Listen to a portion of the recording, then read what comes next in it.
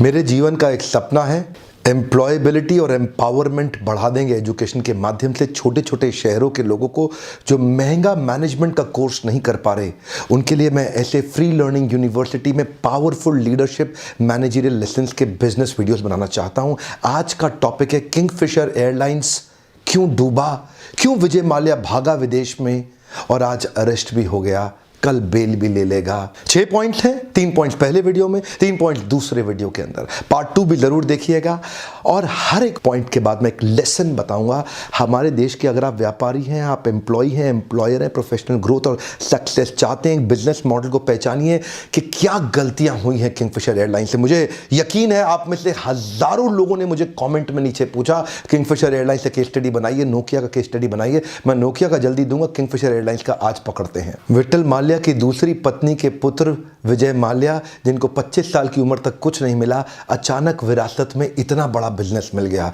गरीबी की हालत में बिना कुछ किए इतना बड़ा विंडफॉल गेन, विजय माल्या हैरान हो गए। धीरे धीरे उन्होंने पिता के बिजनेस को जिम्मेदारी के साथ बढ़ाया। 2003 में किंगफिशर एयरलाइंस की स्थापना करी, 2005 में पहला जहाज उड़ा। एयर होस्टेस लाजवाब, फ्लीट ऑफ सर्विस वाह, फर्निशिंग्स ओहो क्या बात है, अंदर से इंटीरियर देखो एयरलाइंस के, और वो जो खाना भी सर्व करते थे आउटस्टैंडिंग। एक्सपीरियंस, लग्जरी और lifestyle larger than life, outstanding. Kingfisher airlines ने वो सब कुछ दिया जो एक पैसेंजर सोच सकता था। अपनी साइकोग्राफिक इमेज में Vijay Mallya he was considered as playboy of east.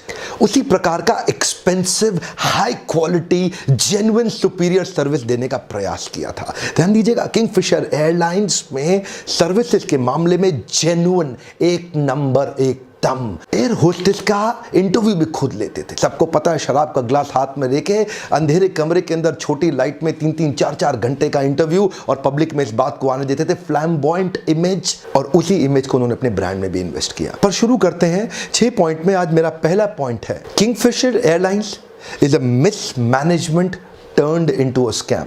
Kingfisher airlines में मिसमैनेजमेंट था जो बाद में स्कैंडल बन गया। सत्यम शुरू से ही स्कैंडल था जिसके कारण बाद में मिसमैनेजमेंट हो गया। सत्यम में शुरू में करप्शन थी जिससे मिसमैनेजमेंट फैल गया। लेकिन किंगफिशर एयरलाइंस में शुरू में करप्शन नहीं थी, सिंसियरिटी थी, लेकिन कंपनी मैनेज नहीं करने आई, जो बाद में एक स्कैंडल के रूप में दिखने लगा। शुरू से कोई फुल टाइम एमडी या फुल टाइम सीईओ कभी रखा ही नहीं विजय माल्या ने। आए भी तो कुछ चले गए। संजय अग्रवाल बाद में आए, स्टेबल हुए, लेकिन इतना लेट आए कि कंपनी अब संभालने लायक रह ही नहीं गई थी। मिसमैनेजमेंट का एक एग्जाम्पल यह था कि जितने नॉन प्रॉफिटेबल रूट्स थे सब पे किंगफिशर चल रही थी।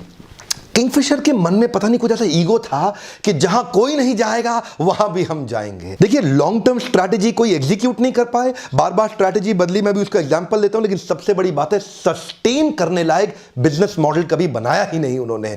बैंक से बेल आउट पैकेज मांग रहे थे, हाँ जी मुझे हेल्प करो, मुझे हेल्प करो, बार बार प्रधानमंत्री मनमोहन सिंह के पास जा रहे थे, हाँ जी मेरे को हेल्प करो, लेकिन कोई सस्टेनेबल बिजनेस मॉडल बनाया नहीं। सत्यम का ना मॉडल बिजनेस का सस्टेनेबल था, इसीलिए जब सत्यम डूबा तो आनंद महिंद्रा आ गए और सत्यम को आके संभाल लिया।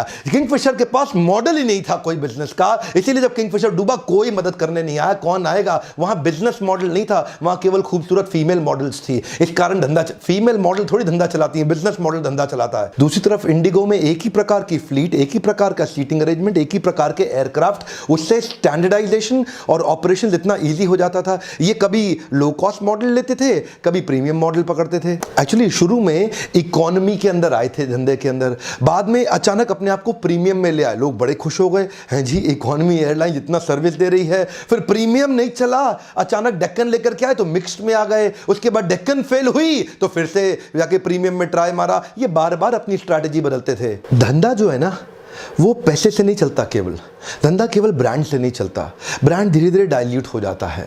ये बोर्ड लेवल का भी फेलियर था और मैनेजमेंट लेवल का भी फेलियर था। ना बोर्ड ड्राइव कर सका कंपनी को, और मैनेजमेंट तो वैसे ही इनएफिशिएंट, क्योंकि कोई लॉन्ग टर्म सीईओ या एमडी कभी रहा ही नहीं। और जो विजय माल्या थे वो ना संसद में ठीक से जाके बैठते थे और ना अपनी कंपनी में ठीक से बैठते थे, वो तो अपनी पार्टीज में रात को बिजी रहते थे। इंडिगो को ना लोग लो कॉस्ट कैरियर कहते हैं। इंडिगो ना एक्चुअली लो कॉस्ट कैरियर नहीं है, ध्यान दीजिएगा, वो लो फेयर कैरियर है।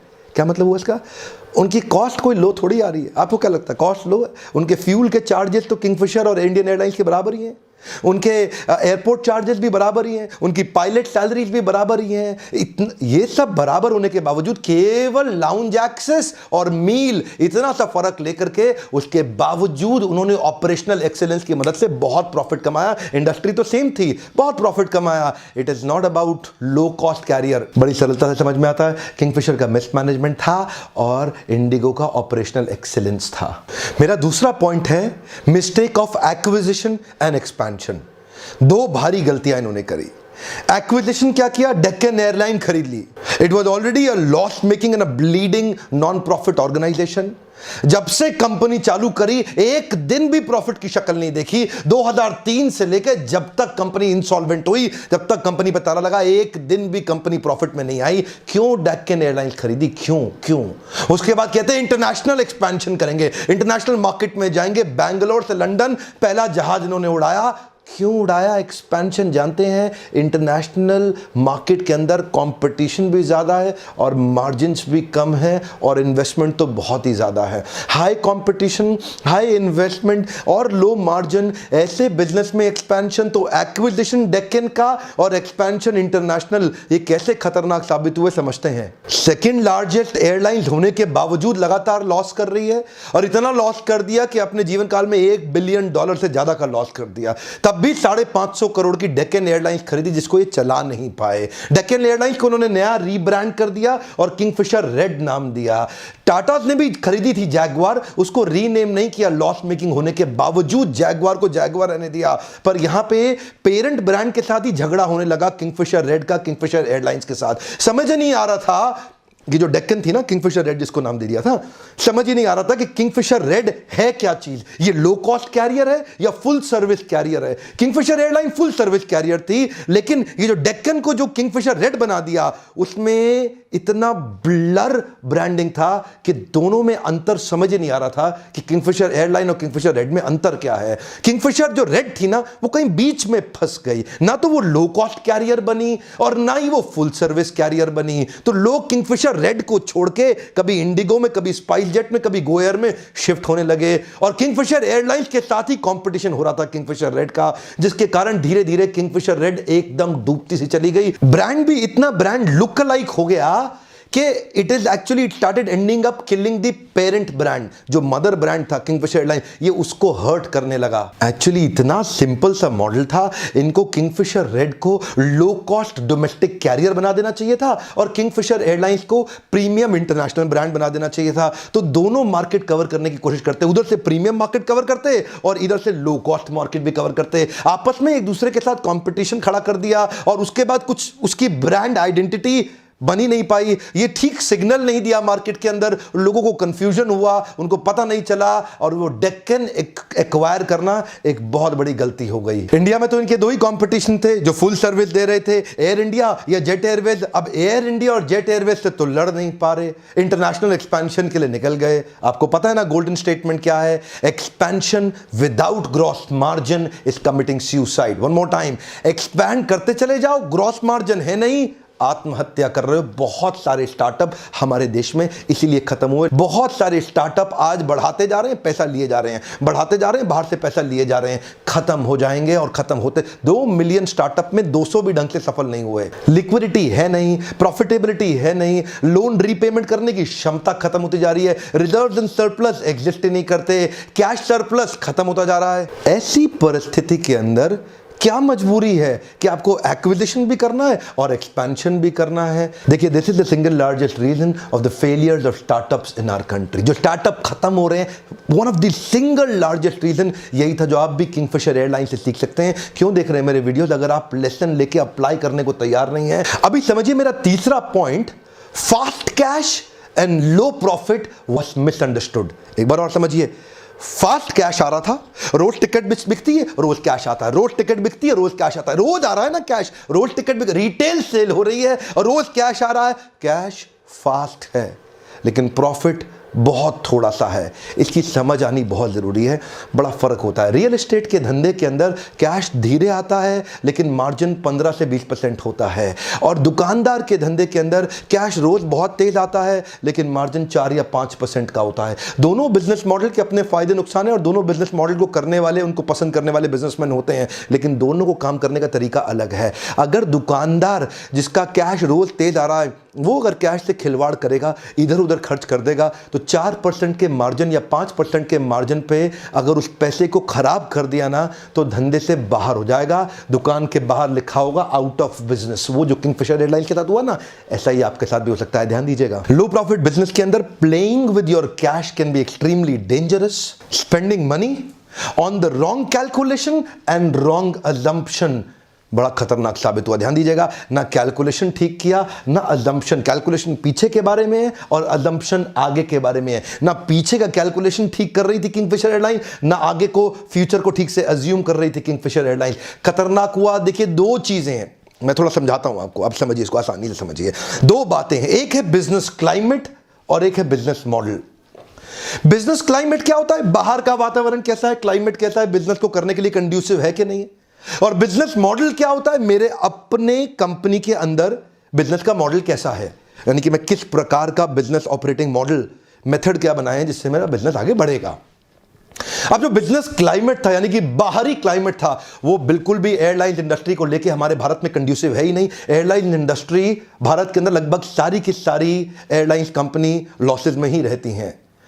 लेकिन एक तो आपका क्लाइमेट ठीक नहीं, ऊपर से आप मॉडल पे भी ध्यान ना दें अपने बिजनेस के, ये तो बहुत बड़ी बेवकूफ़ी हो गई। वही इंडिगो एयरलाइंस भी है, उसके लिए भी तो क्लाइमेट सेम है ना, लेकिन उसने बिजनेस मॉडल को इतना अच्छा रखा, अंदर से अपने आप को, अपने ऑपरेशंस को, अपनी एक्सेलेंस को इतना अच्छा रखा। स्पाइस जेट भी लड़का और लड़की को रखता है केबिन क्रू मेंबर्स के अंदर, लेकिन जब उसको होटल में जाना पड़ता है तो लड़के को अलग रूम देना पड़ता है होटल में, लड़की को अलग। इंडिगो ने क्या किया, संदर फ्लाइट सर्विस के अंदर केबिन क्रू सारी लड़कियां रखी। क्यों? क्योंकि अगर होटल में रूम देना है तो दोनों लड़कियां एक रूम को शेयर करती हैं। छोटा सा उदाहरण दिया मैंने आपको ऑपरेशनल एक्सेलेंस का, पैसा बचाने का। उसी काम को करने में कम कॉस्ट पे जब आप काम को अच्छे से कर सकें तभी प्रॉफिट आएगा। पैसा कमाने के दो ही तरीके हैं ना, एक तरीका तो यह है टिकट ज्यादा बेच लो और दूसरा तरीका यह है अपने खर्चे को कंट्रोल कर लो।